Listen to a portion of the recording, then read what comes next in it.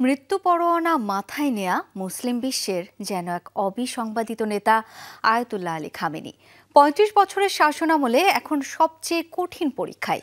মৃত্যু হতে পারে জেনেও চিরশত্রু ইসরায়েলের বিরুদ্ধে অকুতোভয় এক সৈনিক, সর্বোচ্চ ধর্মীয় এই নেতা।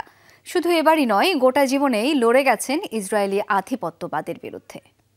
ইনসেক্ট রিপেলেন্ট মাস্টার ব্যাচ যুক্ত আরএফএল ওয়ার্ড্রোব, কাপড় যত্নে রাখার নাম্বার 1 সলিউশন। তাকে দেখা হতো মুসলিম বিশ্বের শেষ ভরসাস্থল হিসেবে।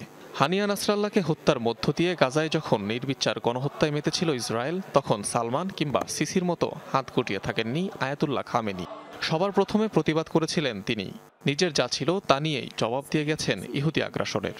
হুতি, হিজবুল্লাহ, হামাস নেতৃত্বশূন্য হলেও সবসময় দাঁড়িয়েছেন নির্যাতিত ফিলিস্তিনিদের পাশে। লড়াইটা নতুন নয়। ১৯৭৯ সালে ইসলামী বিপ্লবে রুহুল্লাহ খোমেনির ঘনিষ্ঠ সহযোদ্ধার ভূমিকায় পশ্চিম বিরোধী নেতা হিসেবে আবির্ভূত হন আয়াতুল্লাহ আলী খামেনি। গড়ে তোলেন ইরানের অ্যাক্সিস অফ রেজিস্ট্যান্স। যুক্ত হয় ফিলিস্তিনি মুক্তিকামী হামাস, হিজবুল্লাহ, হুতিসহ বেশ কয়েকটি সশস্ত্র গোষ্ঠী। সেই থেকে ইসরায়েলের বিরুদ্ধে জোটবদ্ধ প্রতিরোধের সূচনা।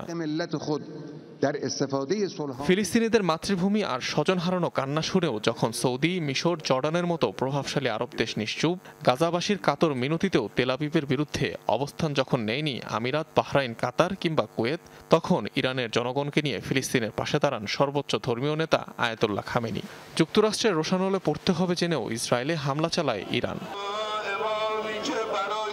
এই আয়াতুল্লাহ খামেনির নেতৃত্বেই গত 4 দশকে মধ্যপ্রাচ্যের অন্যতম পরাশক্তি হয়ে উঠেছে ইরান। সামরিক দিক থেকে তেহরানকে অনন্য উচ্চতায় নিয়ে যায় তার বলিষ্ঠ নেতৃত্ব। বিশ্বজুড়ে মুসলিম ভ্রাতৃত্ব প্রতিষ্ঠায় তার ভূমিকা অনস্বীকার্য।